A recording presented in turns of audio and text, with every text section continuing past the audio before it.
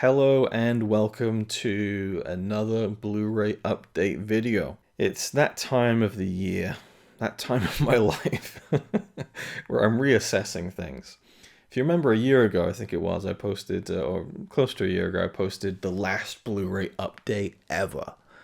And it was a bit facetious, but there was there was a germ of truth in it where I wanted to kind of, for 2021, only buy the things that were, for me, necessary in terms of getting the new Masters of Cinema stuff and any Jackie Chan 88 film stuff, because I'm loving that collection. And I just completely, by the time my birthday hit and kind of birthday money started rolling, I went and just, I broke everything.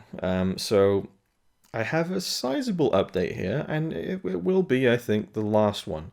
I can't, I probably said that last time, but I can't foresee myself giving in again, because I'm really looking at my collection now, and I'm really starting to assess things and not have any regrets, but have some reconsiderations going on about certain things. But yeah, and space is one thing. And also putting up these new shelves and stuff. You may not see it or even care to notice, but these things are really uneven against the wall, and it was just fucking driving me nuts. I was just like, why do I have this shit? Who cares? Let's just fucking sell everything. I don't have to care about the shelves lining up and all this. And then you calm down and realize you have a fucking awesome collection. I was a bit hasty in my kind of fantasies of just selling everything. And to give Connie credit, there's been a few times where I've just been like, if I just sell everything, she's like, no, you don't want to do that, because you just want to buy it again anyway. And in her own way, she supports the collection, which I love. But emphasis on in her own way. So I got some cool stuff. I got some Arrow 4K releases, some Masters of Cinema stuff, other Eureka things. There was a network sale and an 88 or 101 88 film sale, and then a couple of random pieces in between. So I think that's everything. There's probably maybe one or two things I've forgotten, but this is what I bought, and I'll give myself all the credit in the world. I went to see Shang-Chi and the Legend. I'll leave that in for free. The Legend of the Ten Rings, which was great. I love that film. So enjoyable. That's the thing. I feel like I could just make a video about so many different films that I've watched recently. There just isn't the time. But I love Shang-Chi. I feel like Kevin Feige has made some nefarious deal with the devil, because they just don't make bad films. You can say some are not as good as the others or average, but they don't make bad films. I don't know how it keeps happening with such, quantity. It's ridiculous. Anyway, so I went to see the Shang-Chi in the cinema, and then I went to HMV for a little wander. And I was looking at things. I had money, and I was just like, that's a good deal. I could get that and that. The Conjuring films. I love those films. I can get that and that. They're in a deal together, and I'm adding up, how much things are going to cost. I'm just like, am I going to watch this anytime soon though? And actually, there's another thing I'm going to before the Blu-ray update. I'm sorry, but this is Blu-ray centric, so hopefully you'll roll with me on this one. I had pre-ordered the John Carpenter Studio Canal 4K box sets. They were out a couple of years ago, and they re-released them and put them up for pre-order, which annoyed some people because it's a limited edition. They're repressing it, but they're these nice boxed editions of the 4K versions of They Live, Escape from New York. What were the other two? They Live, Escape from New York. I think it was Prince of Darkness, which I wasn't going to pre-order because I already have the 4K Steelbook. There was another one. I can't remember what it was. Maybe it was The Fog. Regardless, there was I think it was 4 of them. I pre-ordered 3 of them, and then there was the Thing is coming out from Universal in a similar packaging, and it was like 40 quid. The Thing in 4K and the 2011 film included, the soundtrack CD. Pre-ordered all of them. Really excited about having those in the collection, and I just thought, when am I going to watch those films again? And do I need all the extra tat? Do I need it? No. Do I want it? Yes.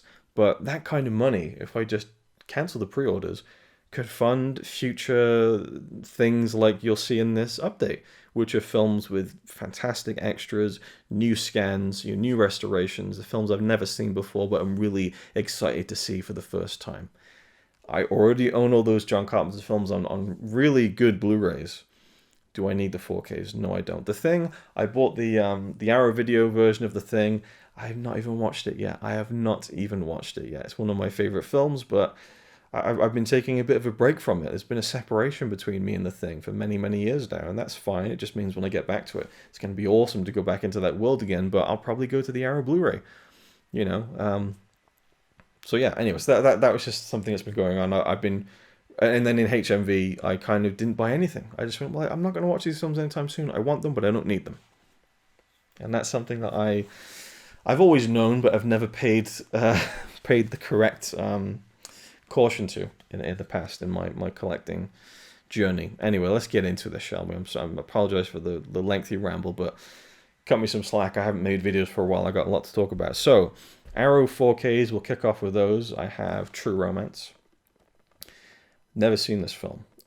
This is potentially my dad's favorite film. He raves about this thing. Every year he gets more and more annoyed at me that I haven't watched it yet. And my pipe dream is to hold off on this until I can watch it with him and then get him to do a video with me, because he's so enthusiastic about this film. I think it'd be a fun video, but it's tricky with my dad. And again, I have these grand visions of doing it in a movie marathon maybe, but I bought this just to kind of, FOMO, didn't want to miss out on the nice special edition, but I don't love this artwork. People have said, and I kind of agree, Christian Slater looks a bit like Johnny Knoxville in this. The rendering of Patricia Arquette is a lot better, I think. I love the artwork of the Steelbook. It's fucking gorgeous. She looks great on it. It's a good likeness. I love the colors. And then the outer box of the limited edition Steelbook version is a much better artwork, I think. I prefer the titling, oddly enough. I love the kind of titling, and I do like the effect of it looking like a 10 cents kind of trashy novel or whatever. But I preferred the look of the poster on the limited edition Steelbook version from Zavvi, which sold out completely, is up on eBay for like £100. It's just mental. So you just get the the regular case and stuff. And again, do I need it? No, I don't. I was looking on eBay, and my kind of finger was hovering over. But so you get the 4K disc. I don't think there's a Blu-ray in this. I think that they've started doing that now, where the Arrow things, they don't have the Blu-ray, which is kind of a bit frustrating, because I think it must be a new scan or something. It's kind of the typical Arrow video thing. We had, new 4K restorations. It would be nice to have that on Blu-ray for other circumstances, and maybe to rip the disc and get some nice images if I ever needed it. But this is a really nice package, and I'm just holding on to it for the right moment. I don't know when that will be. The next one is one of the greatest films ever made, in my opinion. Changed my mind. And it is David Lynch's Dune. Of course, I'm being completely sarcastic, but I do love this film. This is another one. This is a weird Arrow 4K 2021 released films that also happen to be one of my dad's favorite movies. He loves Dune. He loves True Romance, and for my dad, this was like Star Wars to him. That was his version of it. He loved the scope of it, the grandeur of it. He bought it with me on VHS when I was a kid, and I watched it, and wow, it's a bit intense, and I don't really understand everything that's going on, but I have a warm place in my heart for it because of that. I recently rewatched this film for I think it was my Lynch Fest series, maybe, or maybe I just was doing David Lynch reviews. No, it was my Lynch Fest, I think, and so I kind of revisited this film as an adult. And I think my quote, or at least something similar I said upon revisiting this film as an adult, is that it's a beautiful mess. There's so many things just fall short in this, but it's quite a ride to get there nonetheless. By the end of it, I'm just like, what the fuck is going on? I don't care, but they're playing this music and it's awesome, and there's just shit going on all over the place. I love this artwork. Absolutely incredible. Obviously timely with the Denis Villeneuve film coming out soon, which I'm really looking forward to. But this is another one where I really like the artwork on the limited edition Steelbook. But when I heard that they were doing reversible artwork for this, I was really happy, because now I get both versions. So this was the other kind of artwork, which I really, really like. But overall, I do prefer the more sandy looking artwork that we get here. It's a really cool piece. Of course, we had the drama of I think it was a feature-length new documentary that was being made, and Arrow didn't give the guys making it enough time to finish it or something. From what they said, they really wanted to finish it, but they didn't have the time. And there's been a bit of a murky kind of, well, was it about rights or was it about time? I think most people were more than willing to wait a few more weeks to a month for this to come out if that documentary would have been finished. But they have packed this with a lot of archival features and all that kind of stuff. And this is another one that, again, does not have the film on Blu-ray, which is kind of a shame. I never thought I'd hear myself say that it's a shame that a Blu-ray I've bought doesn't have the previous format included. When it comes to Blu-ray, I don't know. I think that when you do a really good 4K restoration, as this one does as well from the original camera negative, the Blu-ray will look phenomenal. The 4K obviously will be the gold standard, but this is one I won't watch anytime soon, but I had to get it as a big David Lynch fan. I know it's not really, he doesn't love it and stuff, and it's not really a true Lynch film, but it's still, for me, it's part of the story. So that's the two Arrow 4Ks I got. Masters of Cinema, I now have, now that they've come up to this point in the spine numbers, I have, well, of course, I don't know if you've been following my channel. If you haven't, I'm up to date with the Eureka Masters of Cinema label. So it is just a nice little thing that now I have over 250 titles in the collection. So actually I'll put this one down and show you spine number 250 to 252. It is Early Universal Volume 1. So this encompasses the films Skinner's Dress Suit, The Shield of Honor, and The Shakedown. I admittedly know nothing about these films, but they're silent films. I'm all in on that. The fact that it's from Universal, which is obviously a long-running studio with a storied history, is really cool. And there's not too many extras on this. I think that there's an audio commentary on each, and that's about it. But they've started getting back into the silent film game, and I'm so happy and excited about that. And they will be following this up with Early Universal Volume 2 very soon. I think in October, maybe. Yeah, I think it's in October, and that will encompass spine numbers 253, 254, and 255. So we're getting 6 new silent films in the collection over the next couple of months. And spine number 256 has already come out, and it is a nice, like, hard box limited edition. I suppose they're all, well, no, some of them aren't limited edition. I know I've talked about this before, but Eureka have really gotten into the limited edition slipcover thing with their, which is fine by me because I think that they sell more that way because collectors want to get in more early and kind of get it on the ground floor and buy these things before the slipcover goes away, which I admittedly fall under for certain things. Eureka have been releasing so much, and there's things I'm going to have to skip on. They're doing a big box set of Kung Fu movies. Would love to get it. I can't really, budget for it, I don't think, along with everything else. And then there's a few other box sets they've done recently. There was a Boris Karloff one. There's a Sammo Hung one that I wanted to get, but there's only so much money you can spend on these things. Anyway, so most things are limited in terms of the slipcover and stuff, but they're usually fairly good with things being in print. But with any boutique label, things are never going to be in print forever, so it's just one of those things. But I'm enjoying just buying them as soon as they come out so that my collection is always up to date and I don't miss out on anything moving forward. And this is like a proper nice hardbox release. It is Johnny Guitar, spine number 256, a Western classic from 1954. Wow, the same year as Seven Samurai, the greatest film of all time. So I'm looking forward to seeing this one because it comes from a 4K restoration. There's a new audio commentary, a new interview with the film critic, who authored a book about the director Nicholas Ray. Tony Raines has done a new interview on this. I mean, you always got to love a piece from Tony Raines. A video essay and another interview with Susan Ray, who I'm assuming is perhaps related to the director, and an archival introduction to Johnny Guitar by Martin Scorsese, and the theatrical trailer, and a booklet. And gorgeous artwork. I love the yellow. It's really nice and stylized. It feels super 50s, true color. I really like the details on this.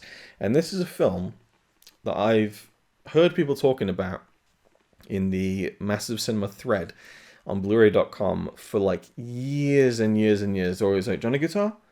maybe Johnny Guitar's cover. It's this like it just this title just keeps coming up, and the more I see it, the more stupid it sounds.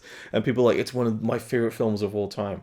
And of course, we have Joan Crawford in the lead role, and I don't want to mix her up with someone else, so I'm not going to say anything. But I think I've seen her in something, and I thought she was great.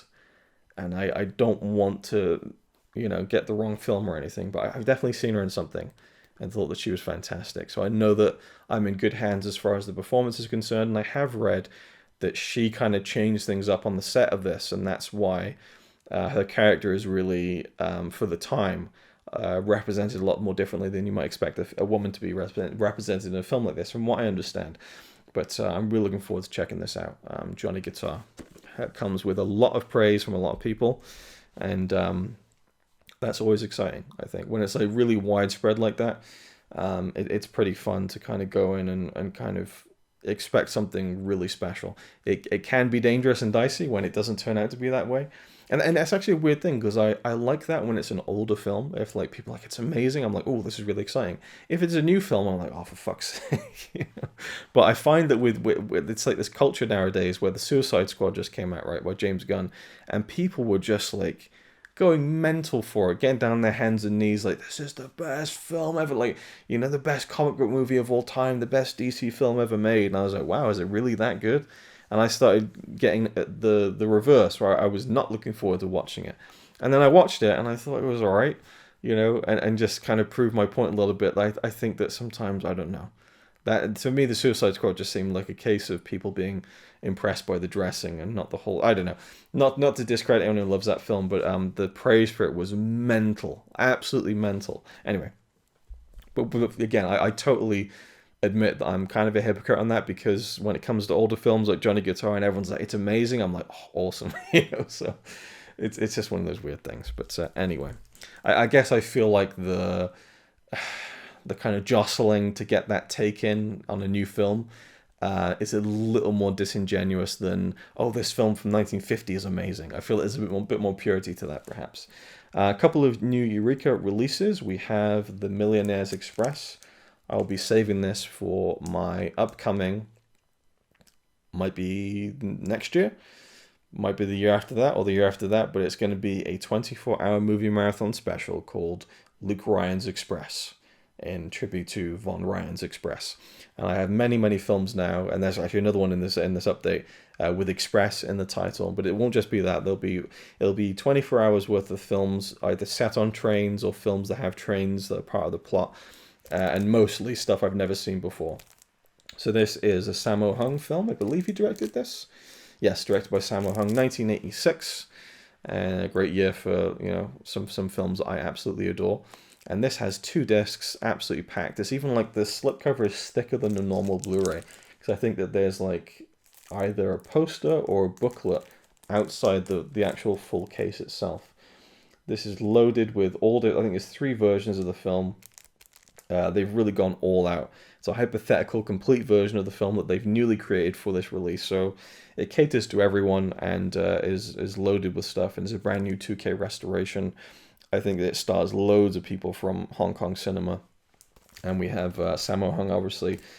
Yuan Biao?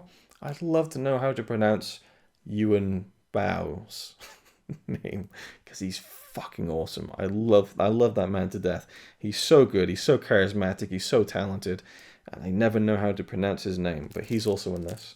Hopefully in a meaty lead role, but I have no idea if that's the case, and they've just put that on the front. But certainly I would expect Sammo Hung to have a fairly sizable role, and he's fantastic as well. And next up, another Eureka. I'm not sure if this is a Hong Kong movie. Yes, it is. So we're dealing with 2 Hong Kong classics from the 80s, and this one is directed by Ching Su Tung, and it is I got a little shiver then just reading that on the back of a Eureka Blu-ray. Known for his classic film, A Chinese Ghost Story. I mean, I'm gonna pull a Blu-ray down here. Eureka, if you're watching, they're not. A Eureka release of A Chinese Ghost Story, nay, the Chinese Ghost Story trilogy from Eureka, in, say a 2K restoration, series of 2K restorations for all three films, would be a holy grail dream release for me. I have it on, I'm not going to pick it out now. I have the Nova Media box set, I think, of the Chinese Ghost Story trilogy, and they're upscales. They look as good as they can. I'm going to put that on tonight, I think. I'm going to put that on and go to sleep, just drift off to the dreamy wonder of a Chinese ghost story, which is just, such a fucking great film. It's just like a Chinese ghost. If you haven't seen it, it's mental. It's like, it's got everything. It's got absolutely everything you could ever want in a film. It's got romance. It's got comedy. It's got horror elements. It's got stop motion. It's got wire fighting. It's got a swordsman jumping around in the middle of a forest in the middle of the night, rapping to himself. It's just a fucking. I love a Chinese ghost story, and I desperately want a proper high definition release of it with properly translated English subtitles. I need that in my life, and just to see that title printed across the back of the cover, a Chinese ghost story. Fuck. In fact, Eureka, if you're watching, they're not. I want to write something for the booklet if you ever release it. But even though I can't, I was going to say I can't write for shit. I'm a fairly decent writer, but God, I just want to be involved. Let me edit the trailer. That'd be like the dream job, to edit the trailer. Oh my God, I would fly the flag for a Eureka release of a Chinese ghost story more than I'm willing and comfortable to admit. That's how passionate I am about the cause. Anyway, the Blu-ray itself is Duel to the Death, from the same director as a Chinese ghost story. So I watched the trailer for this when they released it a couple months ago, and it looked awesome. And a lot of people were excited about it. So this is one that I knew I wanted to get in straight away and grab this one. Really nice artwork on the front there, and a nice slipcover in general. This is a 2K restoration. Original Cantonese audio, as you would expect. New audio commentary. There's an interview here, which is an extensive interview with the screenwriter, Manfred Wong. Archival interview with one of the actors, one with one of the actresses, alternate English credits, and some galleries, and a collector's booklet, including original liner notes from the US Laserdisc release. Fantastic. So, yeah. And so this says it comes from Fortune Star Media Limited. I remember there was a series of trailers, or maybe a compilation trailer from Fortune Star, which featured films that they had new restorations of, and I believe a Chinese ghost story was there somewhere. Even if it's not Eureka, whoever it is, please, just Blu-ray gods, it's about fucking time. Let's get that film. I talked more about a Chinese ghost story than this, but I'm really looking forward to this. The trailer looked really great, and I just watched Zoo Warriors from the Magic Mountain. I have a lot to say about that. I know that this isn't really, that much similar. That was a sentence. I know that it's not as similar in some respects from what I've seen. It's not as wacky and mental and fantasy and kind of infused. I think this is more of a straight kind of warrior movie with some exaggerated wire fighting, I'm assuming, but we'll soon see. Now, there was a sale on recently from Network. Network is a great company in the UK who release a lot of British television stuff and a lot of really good like high definition releases of British TV, like classic like 50s, 60s stuff. They do all kinds of different things, even modern films, but it's quite an eclectic mix, and whenever they do a sale, it's usually really good prices. And I almost went a bit mental with their sale, and there was a few things I almost bought, and I'm really glad that I didn't, because I know that I wouldn't even have touched those things at this point. But I'll get into it when I get to one of the things that I picked up, but I held back a little bit, but I still got 5 things, but for really good prices. So the first one, I'm so happy to have this finally in my collection. I can't wait to really get stuck into this. I don't know how I want to approach it, whether I want to watch this piecemeal over a year or something, or maybe half a year and do like an episode every week, or to just like go mental and watch it all in like a week or something like that. But it is The World at War. And this is an interesting one because this is a TV show that was produced for Thames Television in the UK in the 1970s, I believe. 1973 and 1974, Thames. So it's a UK documentary that was, I guess, about 30 years after World War II had ended. And it's an extensive, I think, 26-part documentary, which goes into everything as far as I'm aware. There's pretty much no stone left unturned, and in fact it was so successful they went back and made more episodes, which are all included on this very hefty box set. But the interesting thing about the box set, besides the actual historical value of it, which I'm hugely intrigued by and interested in, is the Blu-ray release. So the initial Blu-ray of this came out about 10 years ago, I think it was, from Network. I guess what they'd done is they'd restored this in high definition because it was all using all this original film footage, and they cropped it. They cropped it for widescreen television. I think I read somewhere, and it stands to reason, whether it was confirmed or not, that that would then be sent out to TV stations who could then just show it in full screen for widescreen home viewing entertainment. But obviously, it's then you're losing part of the original image. And I don't know whether it was really people kicking up a fuss or what, but they actually re-released this. They went back and they put it out in the original aspect ratio, so the 4:3, so you get to see the whole image and not kind of a cropped version, which is always, it's as David Lynch would say, it's a great sadness when you see something that has been cropped like that, whether it's The Simpsons or whether it's something with a bit more historical weight and value to it, like this documentary series no doubt does have. Even the Alien, quadrilogy / anthology documentaries were later cropped on the Blu-ray releases, which I thought was always a bit of a shame. But regardless, World at War.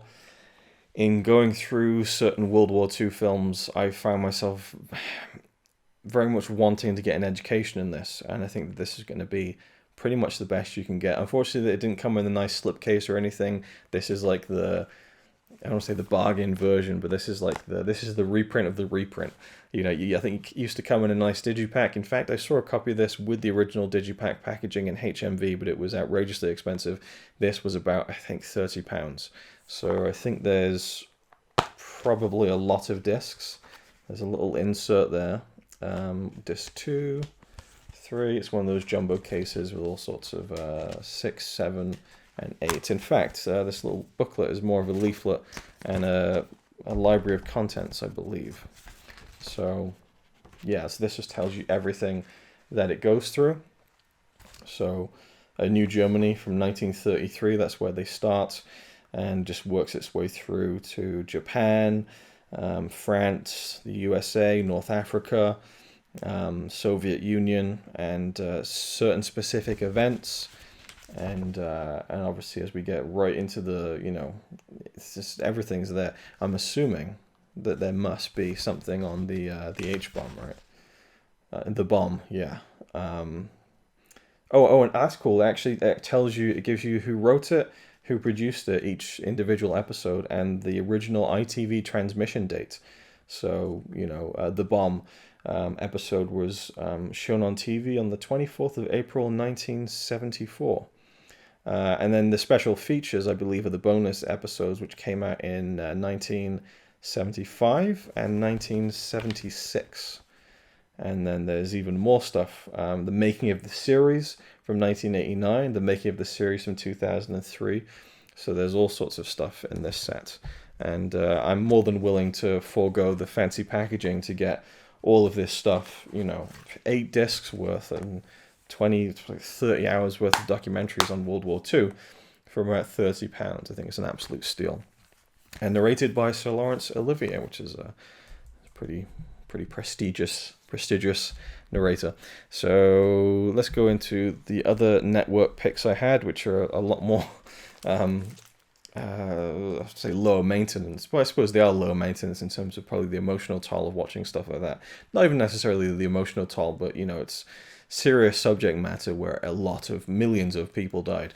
And then we go from something like that to a fluff film. Fluff film sounds bad, but this just looks like a literally light and frothy movie. And this is actually a TV film, I believe. Yes, came on 1984, October 7th, again on ITV. I bought this purely because of the 2 actors who are listed on the front of the cover. Blue Money, Tim Curry, Billy Connolly. I'm in. I'm just in. I went on Letterboxd and people were like, this is like the most Tim Curry movie. He's just like hamming it. I'm all in on that. It's something about a hitchhiker or something. It's a comedy. But Tim Curry, I love Tim Curry. So this was probably about £3 or something. So I threw that in there. And I think that I cheated the system a bit, because like I was adding all this stuff into my cart, and then the shipping was mental. So I think I made like 2 or 3 separate orders just so they'd all be free shipping, which is really petty, but I wanted to save that like £4 or £5 that it was. This one I've wanted to get for a while. I've been waiting for it to go down in the sale so I can just get a really good deal on it. Again, this is a couple of quid. This is EA Dupont's Moulin Rouge. This is a silent film, I think near the end of the silent era, I want to say. 1928, yes. Filmed in Elstree through the winter of 1927. So this is a British version of Moulin Rouge. And my battery is blinking, so I have to go and plug that in now. But yeah, they don't really know too much about this one. It's a silent film, an absolute must for the collection because of that. Next up, we have another one that cost a couple of quid. And I saw this on TV maybe about 20 years ago. I saw like the last 30 minutes of it. I remember thinking like, what happened? Like, what led to this going this way? So I've always wanted to see the full film, and it stars one of my favorite actors, Bill Pullman. It is The Last Seduction, and also starring, was it Linda Fiorentino? Fiorentino, yeah. I just thought it was always, that name always like struck me when I would see it in a film. Not that I've seen her in much, but she's in the first Men in Black, I think. Linda Fiorentino. Anyway. This is pretty packed with special features, but on a bonus DVD. So there's a making of documentary on the Blu-ray, original theatrical trailer in high definition, and then on the DVD there's deleted scenes, the director's cut with commentary, and an alternate ending with commentary as well. So there's quite a few things on here. I'm not entirely sure whether you get the commentary on the Blu-ray, which is interesting. But yeah, this is... a critically acclaimed neo-noir. The Last Seduction stars Linda Fiorentino as the ultimate scream bitch. Okay then. But yeah, I have vague memories of the ending of the film. I watched the last half an hour on TV at like 1 o'clock in the morning when I was, I guess, about 13 or something. And I always wanted to see what the full movie was like. So that's just a purely out of interest. I got no... I've never heard anyone talk about it. I have no idea if it has any kind of regard as a good film. And then this one, this ties into what I didn't buy. So this is a documentary, I think from 2014. 2014. Filmed in super marionation. So this is a documentary about the kind of the super marionation form of puppetry, I guess I want to call it. So basically the Thunderbirds, all those shows in the UK where they use puppets and strings. You can see the strings, but it's kind of this weird kind of... I mean, you can go back to puppets. I'm sure puppets go back, as far as storytelling is concerned, probably hundreds of years, surely, right? I mean, that must be something where, whether it's shadow puppet, I mean, there's all different forms of doing it, hand puppets and stuff, things on strings. Was it marionettes? Where it comes from super marionation. So it's it's a style and a form that kind of came out through stuff like Captain Scarlet, and Thunderbirds is probably the most famous example. But this is a documentary about that whole thing, and I think this is maybe a Kickstarter thing, or there was some kind of super duper limited edition that they did with a book. But I've always been kind of intrigued by this, and I really like this concept for the Blu-ray. And again, this is about £5, something like that. Disc 1, the main documentary, it's like a feature-length documentary. It's doesn't say on the back, it just gives you the running time of everything with the action. I think it's like about an hour and 50 minutes. It's a good meaty documentary about everything. And then, so it says Disc 1 tells the story of how these iconic shows were created, and on Disc 2, you can enjoy examples from every Super Marionation series in stunning high definition. So I believe that's like Stingray, Captain Scarlet, Thunderbirds. There's a few others there. So you get like a sampling of what these shows look like in high definition. So I was actually looking at Captain Scarlet, even though I loved the Thunderbirds when I was a kid. I had a big play set, and it was like I forget what it's even called, what the island was called, but it's the island.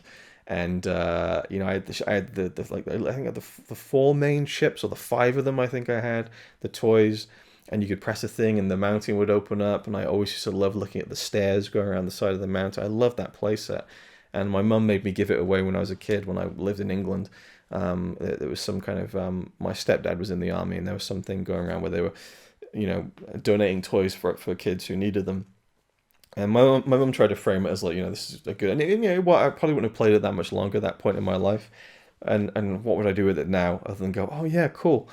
Now what do I do with it? It's so big, but it's one of those things where, like, I don't know, I have really fond memories of that place. So I love the Thunderbirds. I went to see the movie when it came out and never went back to it. And then Captain Scarlet was like the darker one, like the kind of the seedy Thunderbirds to me. It was like that weird thing that like some of my other friends watched, and I was like, oh, Captain Scarlet. But I used to watch it, and it seemed like a darker show. I have no idea if that memory holds any water or anything, but it was always a weird, not even weird, but just like it's like the underworld compared to Thunderbird, all bright and colorful, and Captain Scarlet and the Mysterons, and it always seemed a bit more just there's some serious shit going on.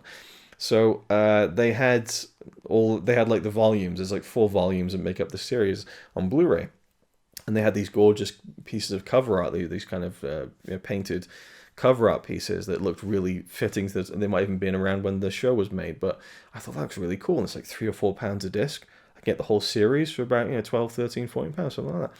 So I was like, I'm going to get all 4 volumes. So I was getting ready to put them onto my cart, and I thought, oh, that volume 2 and 1 are missing, or something like that. And I realized that most of them are actually out of print. Okay, so I'll just get the complete series, which is still in print. But the cover was like a bit more like this. It was just like photographs of the puppets arranged in a modern looking, and I thought, that's a bit of lame artwork. Doesn't have the red case or the nice artwork and stuff. I thought, well, okay, I'll get the complete series.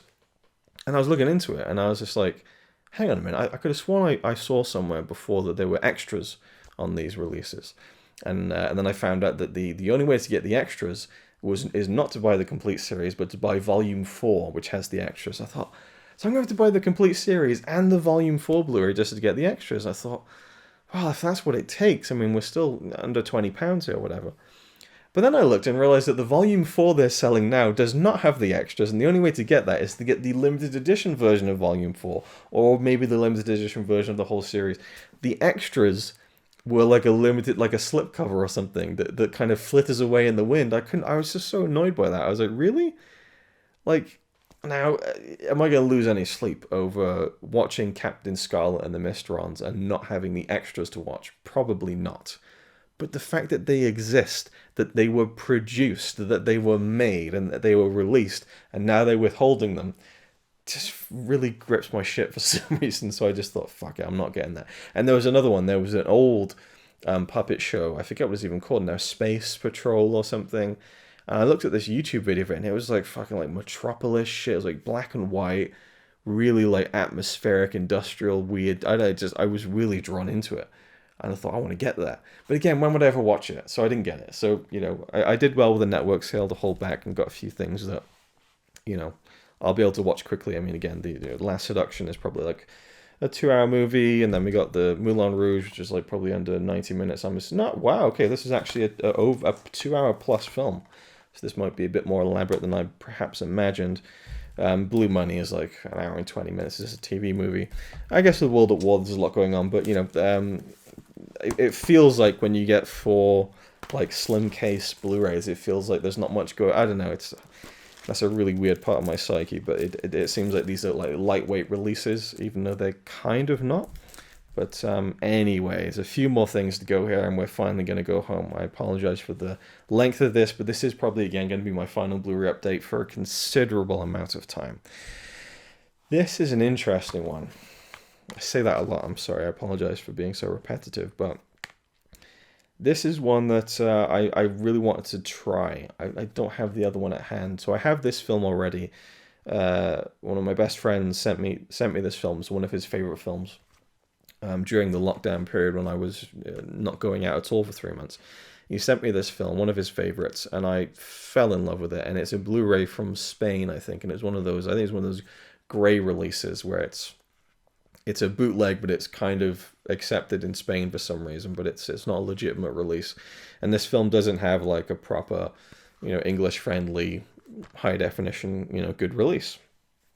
But there is this company called Hong Kong Rescue. It's basically this guy. As far as I'm aware, I'm assuming more people go into the making of these things, but it's run by this guy. And he puts out on Blu-ray unofficially, bootlegs, and sells them. Some of these classic like Hong Kong films that just haven't been given the proper, high definition treatment. So there's a few things like I think Police Story 3, Super Cop maybe. I might be getting that wrong, but there's a couple of there's a Drunken Master 2, which for a long time had no real proper release. It was just the fairly poor what's the name of the company? I'm just blacking out because it's Weinstein. Miramax, the Miramax version. So anyway, so there's been a few, and this is like the first one. That's like number one in the collection. But I've since heard some kind of not so good things about Hong Kong Rescue, some unsavory things perhaps. But I did put this in. I did check it out. It looks pretty good. It doesn't look, to be honest, marginally better than the bootleg version I've already got from Spain. But it does have, I believe, subtitles that have a bit more love and care behind them. And these seem like real passion projects. They're also loaded with many audio commentaries, many different improved English subtitles, many different audio options, the English dub, Mandarin, Cantonese. And it also comes with a bonus disc with hours of making of things and interviews. There's even a few YouTube videos on there from what I saw, and most of it is in fairly ropey quality. So I kind of got allured by, like, look at all these extras, and they're kind of just stuff that's been pulled off the internet. But still, to have it all collected on disc is kind of cool. The film itself is hard-boiled. The absolute classic starring Chow Yun-fat and Tony Leung, who is just... there's a really funny tweet someone made about Tony Leung when Shang-Chi came out about a week ago, 2 weeks ago, as of me recording this video at least, and whenever I'll post it. People were kind of like criticizing the film for like Awkwafina's acting and kind of her comedic style, and there's been a big uproar about her using a quote-unquote black scent, or how she used to, and she doesn't anymore. But people were kind of criticizing her and now criticizing the guy who plays Shang-Chi. And someone just popped in and said, like, well, it's a good thing that Tony Leung came in and absolutely bodied both of them with his acting. So I thought it was fucking hilarious and not incorrect.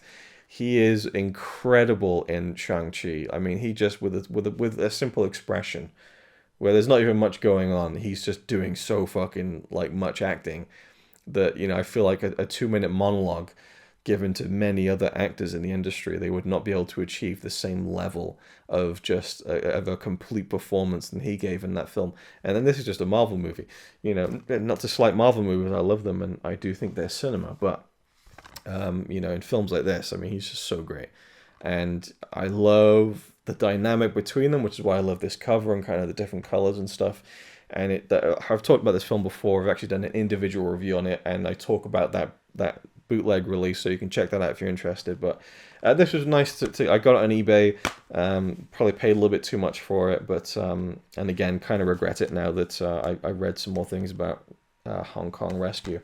But it's one for the collection, even if it's not entirely, completely not official. But you know what I mean. It's just one of those things, and I can see some of the imperfections even on the inlay, where some of the printing maybe is a bit out of, it's not, it's a bit blurry here and there, and the cutting of it isn't quite precise. The case is nice though. It's a nice, solid, sturdy case. Sometimes you get really cheap ones. But anyway, Hard Boiled, one of the greatest action films ever made, and my Hong Kong Rescue release of it. I don't think I'll be getting any of the other ones, but anyway, 3 more to go. We're almost done. I'll show you this kind of odd one out first, because I have very little to say about it. It is Fighting with My Family. There's 2 reasons I bought this. It was on Amazon for like $1.49, I think, and I thought, that's enough for me. That's cheaper than Poundland these days, because they go for £2. And this is one I definitely pick up in Poundland, I think. And I bought this because it has a commentary of Stephen Merchant, and I wouldn't mind seeing the outtakes and stuff, but it has a commentary from Stephen Merchant, who directed the film and wrote it. And I'd like to hear his insight on how he feels about the film. It's kind of a weird project that lined up, where The Rock got involved, I think, in the career of WWE superstar Paige, at the time WWE Diva. I have a feeling that the the reason she won the Divas Championship, I think it was at the time, the women's title, was because The Rock wanted that to happen to make the movie. I genuinely believe that, because he kind of saw the documentary about her family. So this is about the wrestler Paige, who's from Norwich, I think, in England, and she came from a wrestling family, and very quickly kind of rose the ranks of the independent circuit and went to NXT in America, and then transitioned over to WWE on the main roster. I was there the night that she debuted and won the title from AJ Lee. So I'm technically in this movie. There is, when they go to the kind of climax of the film, when she wins the title on the main roster, they filmed it obviously years after the fact, and at that point the WWE Raw stage and the setup looks quite a bit different than it did in 2014 when she actually won the title. But for some reason, there's one shot in the film, a kind of overhead shot of the arena, that's from that 2014 show. The rest of it, that's kind of a kind of continuity mistake. I don't know why they did that. I'm sure it won't get mentioned in the commentary, but so I'm technically in this film. If you could zoom in and see me and Connie there in the crowd. But I also mainly bought this for Florence Pugh, who I've really liked since, I think it was 2014, maybe, was when The Falling came out. I think Carol Morley directed that, and it's a really interesting film that I probably wouldn't revisit anytime soon. Also stars Maisie Williams, is it, from Game of Thrones? And she was in that. Florence Pugh is one of the schoolgirls. It's about these schoolgirls who they have this thing where they all just start collapsing, and it's kind of a mystery as to why it's happening and whether it's a real thing. And Florence Pugh was her friend in that and had a fairly sizable role, and I thought that she was pretty good in that. I thought she kind of had something, and then her career just keeps going from strength to strength to strength. And this was just before she really took off, I think, because this came out, was it 2018 or the very beginning of 2019, and then we had Midsummer in the summer, I think it was, of that year, 2019. And then we had Little Women at the end of the year. And so she's just really building up this momentum as a great rising star of films. You know, I think she's fantastic, and she's really good in this film. I've seen it twice now. I saw it in the cinema, really enjoyed it. I have my qualms with it because of the way that it treats WWE, because it isn't an accurate representation, but I understand why they did it that way for the sake of the entertainment of the movie. And it was a very successful film. It was a crowd pleaser. People really enjoyed it. It got good reviews. For what it is, I think it tells a good story. I do think The Rock's influence kind of in real life made this happen the way that it does. I do roll my eyes a little bit when he inserted himself into the film. He's even like front and center on the thing. He has a cameo in the movie, but and there's a really off-color joke in there. People must have noticed, because I'm just going to go into this. Fuck it. So, you know, the big climax of this film, spoilers, that Paige makes it and she wins the women's championship in the big leagues. And the way that they present it is kind of, it's kind of kayfabe, it's kind of not. And if you know wrestling, then you know what I'm talking about with that. But it's kind of weird. It never fully commits to one thing over the other in terms of kayfabe, but regardless, it's a nice story. It ends well. But you really could end this film with one of those, like, you know, the freeze frame and then the image of the real woman Paige, and just like, shortly after this, Paige suffered a career-ending neck injury, and you know, dozens of videos of her having sex with her former partner were leaked online, and she got so depressed she wanted to kill herself. Like, Paige went through so much shit through her leaked, you know, videos and stuff, and it's, you know, it's horrible when you hear her talk about it, and it seemed like she went through a fairly rough patch, and there's all sorts of stuff you can read online about that. But from what I understand, she's doing well now and actually kind of actively training to maybe make a comeback. I think she has the same kind of condition, spinal stenosis, I think, that Edge had, and he obviously made a comeback after about 10 years, 11 years. So, you know, I hope that she maybe gets to do that and then to end her career on her own terms, much like Edge is doing right now. But, you know, it felt weird to me to watch this film and that big moment at the end, when, you know, it really went quite bad for her after that. But all that stuff that I've just said plays into this really off-color joke near the end of the film, when Vince Vaughn plays one of the trainers in the WWE, and The Rock says, "Oh, hey, sex tape." And she's like, "Why did you call him sex tape?" "Oh, because he makes people famous." And I just thought, are we really making a joke about this? Like, if Paige herself was, like, in interviews, like, kind of just making light of those leaks, I'd understand it. She's kind of owning it and saying, "There's the elephant in the room. Let's make a joke about it." But I've seen interviews where she's talking about how she wanted to kill herself after that, and so it just seems really strange. But I mean, she loved the movie. She absolutely. I think she said that she was just crying watching it and stuff. So I'm sure she was fine with it. I'm assuming, but it really threw me off when I first saw it. And even Connie, like, who'd heard about the leaks, was like, because I showed it to Connie, we watched it on Netflix, and it didn't hold up as much the second time around, I have to say. But I got it because I love Florence Pugh, and I wanted to hear the commentary. £1.49. I definitely was going to grab that. Anyway, that was so much longer on that film than I anticipated. I mean, I could go into so much more. The scene where Nick Frost is like, he's backstage, one of these wrestlers, and he's just like, "Would you take this?" and just bangs him over the head with a weapon. Yeah, all right. That's not how it works at all. But I will say I'm really impressed with how ratty they made out her family to be in this, because that's kind of the impression you get from real life. So they they didn't really shy away from that stuff, which I really respect, and it was more endearing, I think. And they do show clips of the real documentary that inspired the film in the credits, which was a really nice touch. Anyway, it's a good film. I just I feel like it might give me diminishing returns the more I watch it, but as a big fan of Florence Pugh.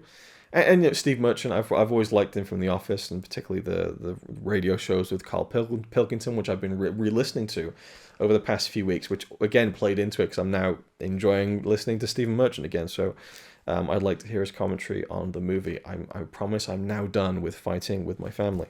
So 2 more things. There was a 2 for £15 deal. I think it still might be on right now for 88 Films releases. And so I went in and grabbed something I really wanted to add to the collection for the Train 24-hour movie marathon project. So this is Jamie Lee Curtis in Terror Train. I can only imagine it's set on a train. There's a killer. What more is there to say? And then I went with another one of the Shaw Brothers releases. I have quite a few of these. At one point I entertained notions of collecting all of them. This is the 25th. I don't know if I recognize any of the director or the stars. I don't. But this one I've heard people more than the other ones, than most of the other ones in this kind of line, this release. The kind of Shaw Brothers 88 Films releases. I've heard more good things about this one than most of the other ones, and it is the 8 Diagram Pole Fighter. So I thought I would definitely grab that for, what would it be? £7.50. Really nice cover as well. I think actually, Kung Fu Bob, who does a lot of the Jackie Chan stuff, did the gorgeous artwork for the release of this. And I'm assuming it's reversible sleeve featuring the original Hong Kong artwork. But I know very little about this. But I seem to be watching, or seem to be gearing up to watch a lot of 1980s Hong Kong martial arts movies. So this one will go on the pile. And that's it. My voice is beginning to go because I'm not used to doing videos or talking for this extended period of time. So I thank you for watching. There'll probably be some Blu-ray update-ish videos in the future, like a mail day here or there. I might want to talk about something. But, I'm really taking a step back a bit here. I'm trying to think what's coming out this year. Future Boy Conan, Holy Grail release. I'm getting that day one as soon as I get my hands on it. So I might make a video about that, but I won't. Yeah, so there'll be a few things I'll pick up, but I won't leave it for an update because there's not going to be that many. Criterion coming out with 4Ks for the first time. I'd love to get in at the beginning on that, but again, when am I going to watch those films? So I'll probably leave it. And hope those things don't become like a limited hot commodity. I'm assuming not. Criterion are usually pretty good about that kind of thing, that their stuff stays in print for a lot longer than most other boutique labels, I think, if you probably look at some of the statistics. There's the Shaw Brothers set coming out from Arrow Video. I would love to get that, but I probably won't. I don't think I can... Well, we'll see. I mean, if I get like a lot of money for Christmas and it's still in print, I think I might go for it. Certainly, I love the look of it, even if the kind of shelf space issue would be an issue. Yeah, I don't know. I love Asian cinema. That's like a big passion of mine. So I would love to get that Shaw Brothers set, but I'm certainly not pre-ordering it or kind of not giving myself the illusion I'm going to get it. I'll see what happens. And the fact that it's like a volume 1 as well, I was like, shit, they're really gonna go all out with this. So there's a couple of things. I think there's the new re-release of Armor of God, Jackie Chan that's an absolute must buy as far as I'm concerned. I much prefer Operation Condor, but I really want to get that, especially because I think it'll have the English song at the end, which I really like. But either way, I want to support that, and I love what they've been doing with Jackie's films over the past couple of years. It's been incredible. And there'll be more Eureka Masters of Cinema stuff that I'll pick up throughout the last couple of months of the year. But otherwise, there's nothing really, there's not a lot of volume in what I'm planning to buy over the next few months. So for the rest of the year, 2021, for sure, there won't be an update. Maybe there might be a Christmas one, perhaps, but we'll see what happens. I'm really trying to focus on watching stuff that I've got, which is an uphill task, to say the least. Anyway, I'll leave it there. Thank you for watching. Hope you enjoyed. And I'll see you mercifully in the next video. It's all right by me. So, I mean, this is, it's about 30 years after World War II. And this is a documentary series about specifically World War II. And it goes into pretty much everything. It's an extensive series. And I've just noticed that oh god, don't you do that to me now. Do not you do that to me now. I could not handle losing all that audio. I really couldn't. That would be a colossal, let's say. It's alright by me. Apart from the fact he throws cans of Carlin into a tree. Yeah, he's really cool. Yeah, he's really cool. But he's not quite as cool as you, 'cause